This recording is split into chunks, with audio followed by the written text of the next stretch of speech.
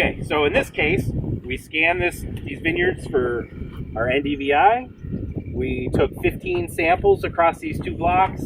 So shoot count on 6 vines and 15 plots. And we got a really, really nice relationship between NDVI and yield. So we got a nice relationship, so we can turn this NDVI map into a shoot count map. So this is what the shoot counts. So we translated that to shoots per vine. And it does relate. This is the shallow EC. And here's the shoot count per vine. They matches up really nicely. So, Nelson Chalice would say these vines are really small. It's because the soil is different there. You need to do something in your soil to make those vines bigger, have more buds, have higher yield.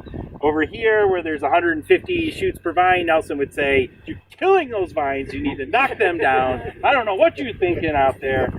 The whole point is we leave more buds than we need. We get past spring frost. You might want to knock them down a little bit. And to get control over this vineyard is that when we apply a machine application, it's a uniform rate across the whole vineyard. If we want more control, we want to make that variable rate. And that's what this is about today. So we take this prescription map, or these zones, and make a prescription map out of it. And Jim asked me a good question. Like, okay, so what's my goal here? Depending on what market they're sending them to, or how they're trying to manage their vine balance or yield or quality in that vineyard, they're going to make a decision based on what they want to do in the vineyard. So we actually are developing software. So James Taylor, he's developed software called GeoVit. So he's developing software that if you have like one of these sensors, you come back to your office, you download it from the data logger to your laptop, you upload it to a website, and it processes the data and sends it back to you. And then you can make decisions on it. So if I have this information, I might do something with it.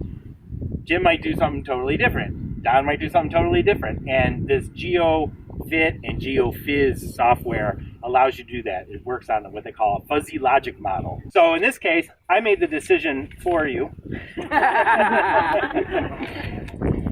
All we said was that in this kind of orangey yellow zone, we're gonna have the slappers not going very fast, taking off, say about 10 shoots per vine.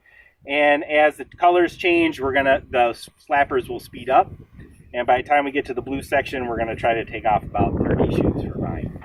You're trying to even out the door. Yeah, so in this case, yeah, the ones with few number of shoots, we're gonna leave that alone. And when there's way too many shoots, we're gonna try to take it down, even in our normally what we would do, I would have Andy run down a row, and we would just, every 2 post lengths, we would up the speed, and then I would count how many shoots got taken off. So I kind of had a standard curve for that vineyard at that growth stage, that I had an idea of, 90 gallons per acre is going to take off 15 shoots per vine. So the ag leader system is set up to do liquid applications of fertilizers. So it's in gallons per acre, and we just translate that gallons per acre signal that's into the computer into how many shoots we took off per vine, pick the rates that we want, apply it to the map. And now this map sits on that computer, and Andy just drives the rows, and as it hits the different zones, it applies it automatically. So I always say I like this because I can sit at my desk with a cup of coffee and try to make the right decision, and then when I'm out in the vineyard and I'm driving the tractor, I don't have to make those kind of decisions on the fly, because I'll tell you, I always screw that up.